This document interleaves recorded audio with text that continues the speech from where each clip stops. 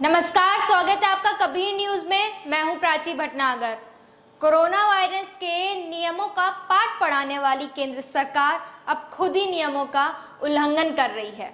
आतंकवादी हमलों की जांच करने वाली सरकारी एजेंसी एनआईए अब कोरोना पॉजिटिव से भी पूछताछ कर रही है। आप भी शायद सुनकर चौंक गए होंगे। लापरवाही की हदें पार करती एनआईए शायद भूल चुकी है कि कोरोना का प्रसार कितनी जल्दी फैलता है। बीते 24 सितंबर को कोविड पॉजिटिव पाई गई आदिवासी अधिकार कार्यकर्ता सोनी सोरी को पिछले साल एक कथित नक्सली हमले में भाजपा विधायक भीमा मांडवी और 4 पुलिस वालों की हत्या की जांच के संबंध में एनआईए के सामने पेश होना था। सोरी ने अधिकारियों को अपनी स्वास्थ्य की स्थिति के बारे में जानकारी दी, लेकिन इसके बावजूद उन्हें पेश होने के लिए कहा। इसके 4 दिन बाद स्थानीय प्रशासन ने उनके खिलाफ क्वारंटीन नियमों का उल्लंघन करने के आरोप में आईपीसी की धाराओं के तहत मामला भी दर्ज कर लिया। लॉकडाउन के दौरान छत्तीसगढ़ के आदिवासी जिले दंतेवाड़ा के गांव का दौरा करने वाली और लोगों की मदद करने में सक्रिय रहने वाली सोरी को सितंबर महीने में लक्षण दिखने शुरू हुए, जिसके बाद उन्होंने अपना कोविड का टेस्ट कराया।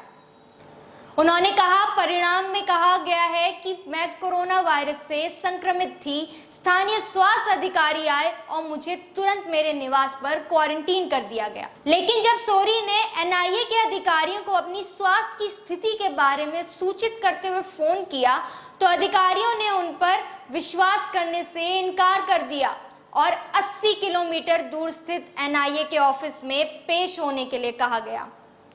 सोरी की स्वास्थ्य स्थिति से उनके पड़ोसी डर गए और स्थानीय ट्रैवल एजेंट यात्रा के लिए अपने वाहन देने के लिए तैयार नहीं हुए।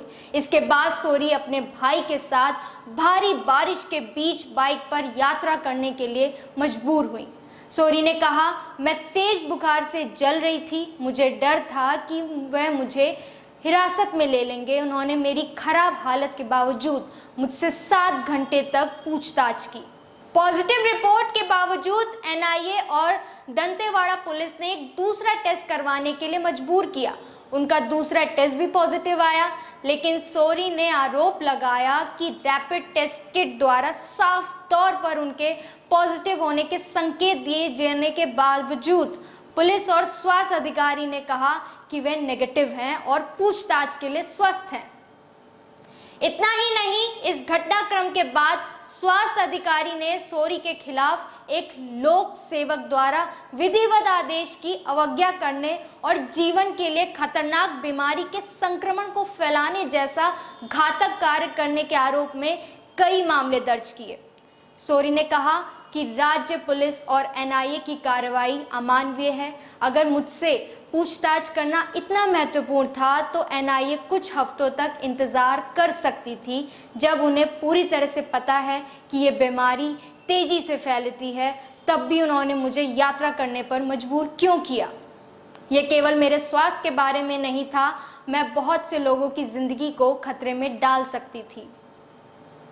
तो ऐसे होती है हमारे देश में कानूनी कार्रवाई। कोरोना पॉजिटिव होने के बावजूद पूछताछ के लिए बुलाते हैं, फिर कोरोना फैलाने के आरोप में मामला भी दर्ज करते हैं। आदिवासियों के हक के लिए लड़ने वाली छत्तीसगढ़ की असली वीरांगना सोनी सोरी के साथ अन्याय हुआ है। इस मामले के बाद यही लगता है कि देश की कानून व्यवस्था पूर्ण रूप से भ्रष्ट हो चुकी है।